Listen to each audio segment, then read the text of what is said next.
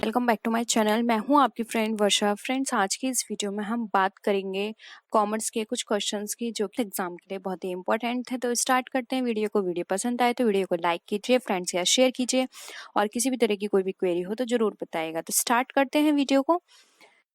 When a bill is discharged, the accepted debits, यानी कि जब हमारा बिल डिस्चार्ज किया जाता है तो जो एक्सेप्टर होता है वो कौन सा अकाउंट या फिर किस एंट्री को वो डेबिट करता है? क्रेडिटर्स अकाउंट को, कैश अकाउंट को, बिल्स पेबल अकाउंट या फिर बिल रिसीवेबल अकाउंट। तो फ्रेंड्स, इस तरह के क्वेश्चंस करने से पहले आपको अपने माइंड में एंट्री बनानी होगी। देखिए, यहाँ पे बिल डिस्चार्ज की बात की जा रही है। तो देखिए, यहाँ पर जब वो बिल डिस्चार्ज करेगा तो बिल्स पेबल अकाउंट जो होगा उसको क्या करेगा, वो डेबिट करेगा, क्योंकि अब वो पे कर रहा है उसका। ठीक है, तो यहाँ पे बिल्स पेबल अकाउंट जो होगा वो डेबिट किया जाएगा, क्योंकि उसकी तरफ से अब पेमेंट हो रहा है बिल का। इसलिए यहाँ पे ऑप्शन 3 जो है वो राइट आंसर होगा, bills payable account. I hope ये क्लियर होगा आपको। नेक्स्ट क्वेश्चन है, base date is otherwise called as, यानी कि जो बेस डेट या किसी भी चीज को हम बेस मानते हैं तो उसको हम और किस नाम से जानते हैं? Zero date, leave date, working days या फिर ग्रेस डेज। तो फ्रेंड्स, यहाँ पे डेट की बात की जा रही है तो ये डेज तो कट गया। अब हमें इन दोनों में से बताना है क्या राइट आंसर है। तो फ्रेंड्स, यहाँ पर मैं आपको एक एग्जांपल लेना चाहूंगी, लेकिन वो एग्जांपल कॉमर्स से रिलेटेड नहीं है, लेकिन आपको ये कॉन्सेप्ट समझने में आसानी होगी। देखिए फ्रेंड्स, हमारे जब प्रेसिडेंट होते हैं, ठीक है, प्रेसिडेंट प्रेसिडेंट के जो इलेक्शंस होते हैं वो हमारे बेस ईयर के बेसिस पर होते हैं। अब बेस ईयर यहाँ पे क्या माना गया है? 1971। तो फ्रेंड्स, अगर हम 1971 की बात करें तो ये इससे पहले का तो कोई टाइम पीरियड नहीं है ना। ठीक है, इससे पहले का कोई टाइम पीरियड नहीं लिया जाएगा। 1971 ये बेस ईयर माना गया है प्रेसिडेंट के इलेक्शन के लिए। तो इससे पहले का कोई टाइम पीरियड नहीं है, तो ये डेट एक तरह से जीरो डेट की तरह मानी गई है, क्योंकि इससे पहले के कोई भी टाइमिंग पीरियड हमारे पास गिवन नहीं है। ठीक है, तो 1971 एक तरह से हमारे लिए बेस पीरियड है, यानी कि उससे पहले का, जैसे कि आपने देखा होगा जीरो बजट होता है। ठीक है, एक और एग्जांपल हो गया, वो आपकी कॉमर्स से रिलेटेड है। ठीक है, यहाँ पे ये आपका एक जीके का क्वेश्चन भी कंप्लीट हो गया। अब कॉमर्स के क्वेश्चन की बात करते हैं, तो आपने देखा होगा जीरो बेस बजट। ठीक है, तो जीरो बेस बजट में क्या होता है? आपने उस बजट को स्टार्टिंग से प्रिपेयर किया है, उसके लिए आपने कोई भी प्रीवियस ईयर का बजट हेल्प नहीं लिया है, यानी कि उस बजट को बनाने में आपने किसी भी चीज की हेल्प नहीं लिया, आपने उसको इनिशियल स्टेज से प्रिपेयर किया है, जिसको जीरो बजट कहते हैं। ठीक है, तो सेम ये उसी तरह से हो गया, इसलिए यहाँ पे इसका राइट आंसर होगा option number A, zero date. I hope ये क्लियर हुआ होगा आप सबको। नेक्स्ट है, average due date can be called as. अब जो एवरेज ड्यू डेट है उसको हम और किस नाम से जानते हैं? Mean due date, median due date, mode due date या फिर जीरो ड्यू डेट। तो देखिए, यहाँ पर एवरेज ड्यू डेट की बात की जा रही है। तो एवरेज का मतलब क्या होता है? जैसे कि कोई भी हमारे पास दो वैल्यू दे रखी हैं, जैसे कि हमारे पास 2 और 2 दे रखा है। ठीक है, अब 2 और 2 क्या होता है? 4। अब 4 को अगर हम 2 से डिवाइड करेंगे तो क्या निकल कर आए? 2, यानी कि ये क्या है? हमारी एवरेज है। तो मीन वैल्यू भी हमारी इसी तरह से निकलती है। मीन और एवरेज दोनों का एक ही नाम होता है, इसलिए यहाँ पे ऑप्शन ए राइट आंसर है। मीडियन क्या होता है? मीडियन यहाँ पे 3 की वैल्यू को शो करता है। मोड का मतलब यहाँ पर होता है कोई भी चीज कितनी फ्रिक्वेंसी से आई है। ठीक है, तो एवरेज और मीन दोनों का मतलब सेम है। अब वो अलग कॉन्सेप्ट है, इसमें मीन के भी बहुत सारे टाइप्स होते हैं, जैसे कि आपने पढ़ा होगा वेटेड मीन, और इसके साथ ही आपने मीन के जो अलग से मेथड्स हैं वो भी पढ़े होंगे, तो उससे आप इजीली समझ गए होंगे, आपने स्टैटिस्टिक्स में ये जरूर पढ़ा होगा। नेक्स्ट है, accounts current is a journal is. अब यहाँ पे ये बताया जो अकाउंट करंट है वो एक जर्नल है। आपको इसमें यस है या फिर false, partially true, partially false, इसमें आंसर देना है। तो फ्रेंड्स, सबसे पहले तो आपको इसका ये पता होना चाहिए अकाउंट करंट क्या होता है। तो फ्रेंड्स, अकाउंट करंट एक समरी स्टेटमेंट होता है जिसमें डिटेलिंग की जाती है फाइनेंशियल परफॉर्मेंस की, एक इंडिविजुअल इंश्योरेंस एजेंट के बिजनेस की over a specified period of time. यानी कि एक इंडिविजुअल इंश्योरेंस एजेंट है, उसके बिजनेस की, उसने पूरे साल में कितना काम किया है, उसकी फाइनेंशियल परफॉर्मेंस की डिटेलिंग की जाती है स्टेटमेंट में, उसको बोलते हैं हम अकाउंट करंट। अब देखिए, अकाउंट करंट यहाँ पर डिटेलिंग की जा रही है और समरी स्टेटमेंट की बात कर रहे हैं, तो ये जर्नल तो होगा नहीं, क्या हो जाएगा? ये एक समरी स्टेटमेंट हो जाएगा। ठीक है, तो यहाँ पर क्या हो जाएगा? फॉल्स। अकाउंट करंट एक समरी स्टेटमेंट है, ना कि जर्नल, इसलिए यहाँ पे ऑप्शन 2 राइट आंसर होगा, फॉल्स। आई होप ये भी कॉन्सेप्ट आपको क्लियर हुआ होगा, नया कॉन्सेप्ट था थोड़ा। नेक्स्ट है which is the accounting concept that requires the practice of crediting closing stock to the trading account. अब यहाँ पर हमें ये बात बताना है कि ऐसा कौन सा अकाउंटिंग कॉन्सेप्ट है जिसमें हमारी क्रेडिटिंग जो क्लोजिंग स्टॉक होती है ट्रेडिंग अकाउंट में उसको क्लोज करने के लिए आवश्यकता पड़ती है। गोइंग कंसर्न के कॉन्सेप्ट से, कॉस्ट के कॉन्सेप्ट से, रियलाइजेशन या फिर मैचिंग, यानी कि ये 4 कॉन्सेप्ट हैं। इसके बेसिस पर हमें कौन सा ऐसा हमें बेसिस लेना पड़ता है जिसमें हमें अपने क्लोजिंग स्टॉक को जमा करने की जरूरत पड़ती है। तो देखिए यहाँ पर इसका राइट आंसर हो जाएगा, वो हो जाएगा हमारा मैचिंग कॉन्सेप्ट। तो देखिए फ्रेंड्स, आपने ट्रेडिंग एंड P&L अकाउंट इस तरह से बनाते हैं। अब यहाँ पर आप क्या करते हैं, इस तरह ये हो गया आपका अमाउंट कॉलम, ठीक है, ये अमाउंट कॉलम, ये आपका अमाउंट कॉलम। तो यहाँ पर आप क्या लिखते हैं, परचेज लिखते हैं, टू परचेज टू वेजेस, यहाँ लिखते हैं by sales by closing stock. अब यहाँ पर क्लोजिंग स्टॉक को शो करने का मतलब क्या होता है, आपको क्रेडिट करने का कि यहाँ का और यहाँ का दोनों का बैलेंस क्या है, इक्वल निकल कर आए, यानी कि क्या हो गया, मैचिंग करने के लिए। जब यहाँ पर ये दोनों चीज मैचिंग नहीं होंगी तो आपका जो अकाउंट है वो प्रिपेयर नहीं होगा। तो इन दोनों के अकाउंट को प्रिपेयर करने के लिए आप क्लोजिंग स्टॉक लिखते हैं, ठीक है, क्योंकि जो भी आपके सेल्स है, वेजेस है और जो भी आपका परचेज है, इन सब में का जो डिफरेंस है, यानी सेल कितनी हुई, परचेज और एक्सपेंसेस कितने हुए, उन सब के डिफरेंस यानी कि बाकी जो बचा हुआ है वो आपका क्लोजिंग स्टॉक है। तो मैचिंग कॉन्सेप्ट के बेसिस पर यहाँ पर इसका ट्रीटमेंट किया जाता है, ठीक है। नेक्स्ट आते हैं, अब देखिए यहाँ पर इसी तरह का एक और क्वेश्चन गिवन है। Assets in the balance sheet are shown at cost less depreciation rather than their replacement cost because of accounting convention। यानी कि फ्रेंड्स हिंदी में देख लीजिए, बैलेंस शीट में जो संपत्तियां होती हैं उनका लेखांकन सम्मेलन के कारण उनकी प्रतिस्थापना लागत के बजाय कम मूल्यांकन ह्रास पर दिखाया जाता है। ऐसा क्यों होता है, गोइंग कंसर्न से, मैचिंग से, रियलाइजेशन या फिर मनी मेजरमेंट कॉन्सेप्ट से। तो देखिए यहाँ पर भी ये इसलिए दिखाया जाता है, अगर हम बात करें तो राइट आंसर हो जाएगा ऑप्शन है गोइंग कंसर्न। अब देखिए फ्रेंड्स, यहाँ पर मूल्यह्रास हम कम क्यों दिखाते हैं, क्योंकि फ्रेंड्स अब जो भी हमारे पास असेट्स है उसकी वैल्यू जो है वो धीरे धीरे कम होगी। अब ऐसा तो नहीं ना, हमने कोई प्लांट लगाया या फिर कोई मशीन ली, वो 2 साल में ही खत्म हो जाएगी, 10 या 20 साल तो उसकी लाइफ रहेगी। अब उसमें हम उसको ना उतने साल तक राइट ऑफ करेंगे, धीरे धीरे करके, थोड़ा थोड़ा अमाउंट करके।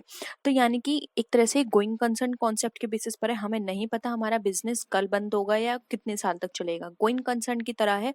तो उसी तरह से हमारी असेट्स भी हम यही मान के चलते हैं, हम ये नहीं सोचते कि हमारी जो असेट्स है वो 2 साल में ही खत्म हो जाएगी या फिर 5 साल तक रहेगी। हम उसको गोइंग कंसर्न की तरह करते हैं और थोड़ा थोड़ा उसका डेप्रिसिएशन चार्ज करते रहते हैं, जिससे कि अब हमें एग्जैक्ट टाइम वैल्यू नहीं पता उसकी कि वो कितने टाइम पीरियड बाद खत्म हो जाएगी, क्योंकि हमें नहीं पता आगे की जो नया टेक्नोलॉजी आ रही है वो कैसी होगी, उसमें हमारी जो मशीनरी वर्क करेगी या नहीं।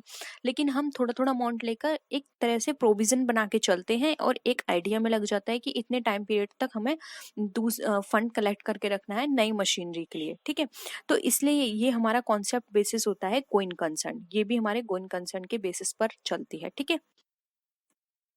नेक्स्ट आते हैं, according to money measurement concept which one of the following will be recorded in the books of account. यानी कि मनी मेजर कॉन्सेप्ट के अंदर हम अगर इसमें बात करें तो कौन से खातों की पुस्तकों में लिखते हैं या फिर एंट्री करते हैं। एक्सीलेंट मोरल ऑफ वर्कर्स की, quality control in business, managing ability of the manager या फिर कॉस्ट ऑफ मशीनरी। तो देखिए अब यहाँ पे मनी मेजरमेंट कॉन्सेप्ट की बात की गई है और हम लिखते हैं कि किस बुक्स अकाउंट में हम इन सबको प्रिपेयर कर रहे हैं। तो मनी मेजरमेंट कॉन्सेप्ट की बात करें तो यहाँ पर इसका राइट आंसर हो जाएगा कॉस्ट ऑफ मशीनरी, मशीनरी की लागत को। क्योंकि देखिए मनी मेजरमेंट कॉन्सेप्ट हमारा इससे रिलेटेड नहीं है, नियंत्रण से रिलेटेड नहीं है और ना ही प्रबंधन से। मनी मेजरमेंट कॉन्सेप्ट बताता है जो चीज हमारी मनी में डिनोट की जा सके। देखिए यहाँ पर मॉरल को मनी में हम नहीं कर सकते, क्वालिटी को हम मनी में कन्वर्ट नहीं कर सकते और यहाँ पर मैनेजर की जो मैनेजिंग एबिलिटी ये भी मनी में रिप्रेजेंट नहीं की जा सकती। जबकि जो मशीनरी की कॉस्ट है वो मनी में रिप्रेजेंट होती है कि इसकी इतना अमाउंट है इस मनी मशीनरी का, ठीक है। तो यहाँ पर मनी मेजरमेंट कॉन्सेप्ट हमारा कॉस्ट ऑफ मशीनरी पे एप्लीकेबल होता है। आई होप ये भी कॉन्सेप्ट आपको क्लियर होगा फ्रेंड्स। इसमें आपको कन्वेंशंस जरूर पढ़ने हैं क्योंकि अकाउंटिंग कन्वेंशंस और अकाउंटिंग प्रिंसिपल्स से एग्जाम में बहुत पूछा जाता है और आपने देखा अभी हमने यहाँ पे कितने सारे क्वेश्चंस करे प्रिंसिपल्स के ऊपर। अब आते हैं नेक्स्ट क्वेश्चन पे contingent liability appears as a footnote in the balance sheet. अब यानी कि जो कंटिजेंट लायबिलिटी है हम बैलेंस शीट में फुट नोट में दिखाते हैं। This is in accordance with the accounting principle. अब ये अकाउंटिंग प्रिंसिपल किस अकाउंटिंग प्रिंसिपल के बेसिस पर किया जाता है? तो फ्रेंड्स कंटिजेंट लायबिलिटी का मतलब यहाँ पर ये होता है जो कि फ्यूचर में हो सकती है, ठीक है, आकस्मिक है, कभी भी हो सकती है, हम श्योर नहीं है। तो यहाँ पर इसका मतलब ये क्या है कि जो भी हमारे इन्वेस्टर्स हैं जो हमारे कंपनी में इन्वेस्ट करेंगे या फिर कोई भी अदर पार्टी हो सकती है, गवर्नमेंट हो सकती है, ठीक है, स्टेक होल्डर्स आप मान के चलिए, ठीक है, तो उनको अपनी कंपनी की ट्रू पिक्चर शो करना कंटिजेंट लायबिलिटी एक पार्ट होता है। यानी कि अगर आप कंटिजेंट लायबिलिटी आपकी कंपनी में है, ठीक है, और आप उसको डिस्क्लोज कर रहे हो as a footnote balance sheet के अंदर, तो वहां पर क्या होगा, उन लोगों को आपकी सही इंफॉर्मेशन मिल गई, उसी के बेसिस पर वो डिसीजन लेंगे कि वो आपकी कंपनी में इन्वेस्ट करना चाहते हैं या नहीं। तो ये एक डिस्क्लोजर का पार्ट होता है कि आपके कंपनी में कोई भी ऐसी चीज हो रही है तो आप उसको डिस्क्लोज करें पब्लिक के सामने। इसीलिए कंटीजेंट लायबिलिटी को फुट नोट के रूप में बैलेंस शीट में दिखाया जाता है, ठीक है। तो यहाँ पर ऑप्शन 2 राइट आंसर होगा, डिस्क्लोजर। अब कंसिस्टेंसी, कंसिस्टेंसी यहाँ पर आप समझ लीजिए, कंसिस्टेंसी का मतलब होता है कि आप कोई भी कॉन्सेप्ट अपना रहे हैं कंपनी के अंदर, वो आपका कंसिस्टेंस बेसिस पे होना चाहिए। जैसे कि फॉर एग्जांपल आप डुअल एंट्री कॉन्सेप्ट आपने फॉलो किया है कंपनी में, ठीक है, अकाउंटिंग के लिए, तो आपको डुअल एंट्री कॉन्सेप्ट ही फॉलो करना है फॉलोइंग ईयर में। ऐसा नहीं है कि आपने उस नेक्स्ट ईयर फिर दूसरा चेंज कर लिया। कंसिस्टेंसी होनी चाहिए इसको अडॉप्ट करने में। मटेरियलिटी, मटेरियलिटी का मतलब यहाँ पर ये है जो भी आप चीजें करेंगे वो मटेरियल बेसिस पर रिकॉर्ड होनी चाहिए, ठीक है। मटेरियलिटी का मतलब एक तरह से ये भी होता है कि जो भी कॉन्सेप्ट्स आप परमिट कर रहे हैं वो इग्नोर नहीं होने चाहिए। अगर कोई भी ऐसे ट्रांजेक्शन्स है जो कंपनी में इफेक्ट कर रहा है, वो आप इग्नोर नहीं करेंगे, उसको मेंशन करेंगे। अब यहाँ पर डिस्क्लोजर प्रिंसिपल इससे एक्सेप्शन है, बाकी जो भी अगर ऐसी चीजें हैं जो कि इररिलेवेंट है वो आप डिस्क्लोज नहीं करेंगे। मटेरियलिटी के बेसिस का मतलब यही होता है, इररिलेवेंट नहीं है तो आप डिस्क्लोज नहीं करेंगे, और रेलेवेंट है तो आप डिस्क्लोज करेंगे अंदर डिस्क्लोजर में, ठीक है। नेक्स्ट आता है हमारा कंजर्वेटिज्म। कंजर्वेटिज्म के अंदर यहाँ पर ये बताया जाता है कि जितने भी हमारे एंटिसिपेटेड लॉसेस होंगे वो सारे हमारे अकाउंट्स की बुक में प्रिपेयर किए जाएंगे, रिकॉर्ड किए जाएंगे। लेकिन ऐसा कोई भी एंटिसिपेटेड प्रॉफिट है या फिर अनरियलाइज्ड गेन है तो उसको इग्नोर किया जाएगा। यानी कि आप प्रॉफिट और गेन को इग्नोर करेंगे, जबकि जो भी हमारे लॉसेस होंगे उनको हम शो करेंगे, ठीक है। तो ये होता है हमारा कन्वेंशन ऑफ कंजर्वेटिज्म, ठीक है। नेक्स्ट क्वेश्चन पे आते हैं। देखिए अभी हमने डिस्कस किया था, फिर ये इस क्वेश्चन में आ गया। The policy to anticipate no profit and provide for all possible losses arise due to convention of. यानी कि कोई भी प्रॉफिट को आप रिकॉर्ड नहीं करेंगे और जो भी पॉसिबल लॉसेस होंगे वो आपको रिकॉर्ड करने हैं। तो किस कन्वेंशन के बेसिस पर किए जाते हैं? कंसिस्टेंसी, तो ये नहीं होगा, अभी हमने कंसिस्टेंसी पढ़ा था। डिस्क्लोजर, ये भी नहीं होगा। मैचिंग, ये भी नहीं होगा। आ गया कंजर्वेटिव। कंजर्वेटिज्म में ये बताया जाता है कि जो भी हमारे एंटिसिपेट प्रॉफिट होंगे उसको हम रिकॉर्ड नहीं करेंगे, लेकिन अगर कोई भी ऐसा एंटिसिपेट या अनरियलाइज्ड हमारा गेन है, वो सॉरी लॉस है, उसको हम यहाँ पर रिकॉर्ड करेंगे। गेन प्रॉफिट को नहीं करेंगे, लॉस को करेंगे। नेक्स्ट है revenue is generally recognised when earn being earn at the point of time when. यानी कि आमतौर पर राजस्व को उस समय माना जाता है जब वो अर्जित किया जाता है। तो आपको बताना है कि इससे हमारी सेल इफेक्ट होगी, कैश रिसीव्ड होगा, प्रोडक्शन इज कंप्लीट है, या फिर गुड से डिलीवर्ड। यानी कि इन चारों सिचुएशन में से ऐसी कौन सी सिचुएशन में है जब आप मानेंगे कि आपका रेवेन्यू जो है वो आपने अर्न कर लिया है? तो देखिए यहाँ पर रेवेन्यू अर्न का मतलब यहाँ पर ये होता है जब हमारा कैश रिसीव्ड हो गया, ये हम नहीं मानेंगे।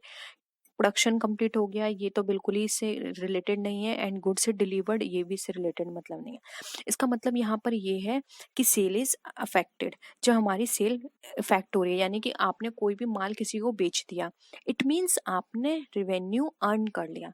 क्योंकि देखिए जब आप किसी को माल बेचेंगे तो वो कभी ना कभी आपका पैसा वापस करेगा, ठीक है। ऐसा तो नहीं है ना कि वो फ्री में आपका माल ले लेगा। जब उसने आपका माल खरीदा है तो उसको पैसा भी वो उसका जरूर देगा, ठीक है। तो इट मीन्स आपने उतने अमाउंट अर्न कर लिया। फॉर एग्जाम्पल आप डेली बेसिस पर देखते हैं कि आपने कितनी अर्निंग की, तो आप कैसे चेक करते हैं कि आज हमने इतने प्रोडक्ट सेल कर लिए, यानी कि आज हमने इतना कमा लिया। अब उसमें से कुछ आपने कैश में दिए होंगे प्रोडक्ट, कुछ आपने क्रेडिट पे दिए होंगे, यानी कि कुछ आपने पैसे दे के लिए और कुछ आपने उधारी दे दिए। अब उधार दिए हैं तो इट मीन्स वो कल या परसों कभी ना कभी आपका पैसा उसका दे ही देगा, ठीक है। तो इट मीन्स आपने जितना भी कैश पे किया हो सेल, चाहे क्रेडिट पे किया हो, वो सारा ही आपका अर्नड माना जाएगा, आपका रेवेन्यू माना जाएगा। इसलिए यहाँ पर सेल इज अफेक्ट होगी। जो हमारी सेल अफेक्ट हो जाएगी तो हम मानेंगे कि हमारी जो रेवेन्यू है वो हमने अर्न कर लिया है। The credit balance in the bank account is, अब जो क्रेडिट बैलेंस है जो बैंक अकाउंट में, वो हमारा क्या शो करता है। ऑप्शंस हैं an assets, an liability, an expense और कंटिजेंट लाइबिलिटी। तो देखिए यहाँ पर अगर हम बात करें क्रेडिट बैलेंस की, जो कि हमारा बैंक अकाउंट के अंदर शो करता है, तो ये शो करता है हमारी लाइबिलिटी को, जबकि अगर हम डेबिट बैलेंस की बात करें तो हमारे असेट्स को शो करता है। इसलिए यहाँ पे ऑप्शन जो है हमारा 2 वो हमारा राइट आंसर होगा। नेक्स्ट है returns outward book makes record of, यानी कि रिटर्न आउटवर्ड बुक जो होती है वो किसका रिकॉर्ड करती है। तो देखिए ऑप्शन है goods return to the suppliers, यानी सप्लायर्स को गुड रिटर्न किया। गुड्स रिटर्न टू कस्टमर, यानी कस्टमर को गुड रिटर्न किया। उसके बाद है यहाँ पर goods return to proprietor, proprietor को गुड्स रिटर्न किया। फिर है गुड्स रिटर्न टू नेबर्स, यानी कि नेबर्स को गुड रिटर्न किया। तो देखिए यहाँ पर इसका राइट आंसर होगा। तो ये है हमारे ऑप्शंस। तो देखिए यहाँ पर अगर हम बात करें गुड्स आउटवर्ड बुक की, तो देखिए ये यहाँ पे हमें बताता है कि जो हमारे सप्लायर्स हैं उनको हमने जो माल है वो उसको वापस किया। Goods return to suppliers, return outward book ही हमें शो करता है, इसलिए ऑप्शन ए यहाँ पे हमारा राइट आंसर है। नेक्स्ट क्वेश्चन पे आते हैं। नेक्स्ट क्वेश्चन है हमारा cash book prepared on impressed system in, अब जो कैश बुक है वो इम्प्रेस सिस्टम में दिखाई जाती है, तो वो किस तरह की होती है। 2 कॉलम कैश बुक की तरह, प्रिटी कैश बुक या फिर परचेज बुक। तो देखिए यहाँ पर अगर हम बात करें तो जो इम्प्रेस सिस्टम के अंदर हम अपनी कैश बुक प्रिपेयर करते हैं वो हमारी प्रिटी कैश बुक कहलाती है। Friends mainly petty cash book वो कैश बुक होती है जिसके अंदर हम जो छोटे छोटे हमारे जो खर्चे होते हैं हम उसको इंक्लूड करते हैं, फिर बाद में जब हम उसको उससे रिलेटेड अकाउंट में पोस्टिंग करते हैं तो डायरेक्ट एक अगर हम एक आइटम के रूप में उन सबको इंक्लूड कर लेते हैं। फॉर एग्जाम्पल जैसे कि हमने स्टेशनरी में खरीदे पेन, पेंसिल्स, इरेजर, स्केल, ये सारी चीज़ें खरीदी, तो प्रिटी कैश बुक में तो ये अलग अलग मेंशन कर दी जाएगी, लेकिन जब हम इसकी पोस्टिंग करेंगे जर्नल में या फिर अदर इससे रिलेटेड लेजर में, तो वहाँ पर हम पोस्टिंग करेंगे एज अ स्टेशनरी। वहाँ पे ये अलग अलग आइटम शो नहीं किए जाएंगे, वहाँ पे एज अ स्टेशनरी शो किया जाएगा। प्रिटी कैश बुक का मेन पर्पस होता है जैसे जो भी एक्सपेंस हो रहा है उसको उसी टाइम रिकॉर्ड करना, ठीक है, क्योंकि छोटे छोटे खर्चे ऐसे होते हैं बाद में हम भूल जाएंगे, तो प्रिटी कैश बुक में उसी टाइम नोट कर लिए जाते हैं। फिर बाद में जब उसको उससे रिलेटेड जो पोस्टिंग होती है जब वहाँ पर उसको ट्रांसफ़र किया जाता है तो एक बड़े हेड में उन सारे छोटे खर्चों को एक बड़े अमाउंट में लिख दिया जाता है, तो वो हमारा प्रिटी कैश बुक इसमें मदद करता है, ठीक है। तो एक तरह से ये यहाँ पर क्या हो गया, छोटे छोटे खर्चे हम भूले भी नहीं और साथ ही साथ हमारी पूरी हमारे पास इंफॉर्मेशन भी है। कभी हमें पता चले कि फॉर एग्जांपल स्टेशनरी है वो हमारी ज़्यादा अमाउंट की आ गई, तो हम बाद में एज अ रेफरेंस देख सकते हैं कि इस स्टेशनरी में एक्चुअल में हमने कौन कौन से आइटम परचेज किए हैं, ठीक है। तो ये था हमारा petty cash book, option 3 right answer है। नेक्स्ट आते हैं the statement send along with purchase return is, अब खरीद रिटर्न के साथ भेजा गया बयान क्या कहलाता है। Credit note, bills payable book, debit note या फिर परचेस रिटर्न बुक। तो देखिए यहाँ पर बात की जा रही है एक स्टेटमेंट की, जो कि हम परचेस रिटर्न करते हैं तो उसके साथ हमें एक नोट भेजना होता है, उसको हम क्या बोलते हैं। तो देखिए यहाँ पर इसका राइट आंसर होगा ऑप्शन नंबर ए, जो कि हमारा है क्रेडिट नोट। वो क्रेडिट नोट कहलाता है क्योंकि उस पर पूरा मेंशन होता है कि हमने इतने रुपए का माल सेंड किया है, ठीक है, परचेस रिटर्न किया है। तो ऑप्शन ए यहाँ पे हमारा राइट आंसर हो जाएगा। बिल पेबल बुक में जो भी हम बिल पे करते हैं उसके बारे में मेंशन होता है, तो ये नहीं होगा। डेबिट नोट हमारा जब भी हम किसी भी तरह का कोई भी सेल्स रिटर्न चीज़ होती है तब हम लिखते हैं, और परचेस रिटर्न बुक हमारी परचेस रिटर्न से रिलेटेड होता है, लेकिन वो कोई स्टेटमेंट नहीं होता, स्टेटमेंट में सिर्फ क्रेडिट नोट आएगा, ठीक है। नेक्स्ट आते हैं bank reconciliation statement is prepared by. अब जो बैंक रिकन्सिलेशन स्टेटमेंट होता है, ये क्वेश्चन फ्रेंड्स बहुत पूछा जाता है, बहुत सिंपल है। Customer, bank, reserve bank of India या फिर इधर बी और सी। तो फ्रेंड्स जो बैंक रिकन्सिलेशन या फिर जिसको आप शॉर्ट में बोलते हो BRS, ये प्रिपेयर किया जाता है कस्टमर ऑफ द बैंक। ठीक है, कस्टमर ये देखता है कि बैंक में जो भी ट्रांजेक्शन्स उसके द्वारा किए जा रहे हैं बैंक से, बैंक उसकी सही टाइम पर पोस्टिंग कर रही है या नहीं, या उसके पास जो बुक है पासबुक उसमें सही एंट्री की जा रही है नहीं। तो इन दोनों को मैच करने के लिए वो जो स्टेटमेंट बनाता है उसे बोलते हैं BRS, यानी कि bank reconciliation statement, cash book का पासबुक से मिलान करने के लिए। ठीक है, नेक्स्ट आते हैं फ्रेंड्स, ये थोड़ा बड़ा क्वेश्चन है तो मैं इसका फ़ॉन्ट साइज छोटा कर रही हूँ। तो आई होप आपको क्लियर होगा, या फिर आप 2 बार देख लीजिए। पहले आप क्वेश्चन पढ़ लीजिए। देखिए क्वेश्चन है हमारा, while preparing bank reconciliation statement, checks paid into bank but not yet cleared are।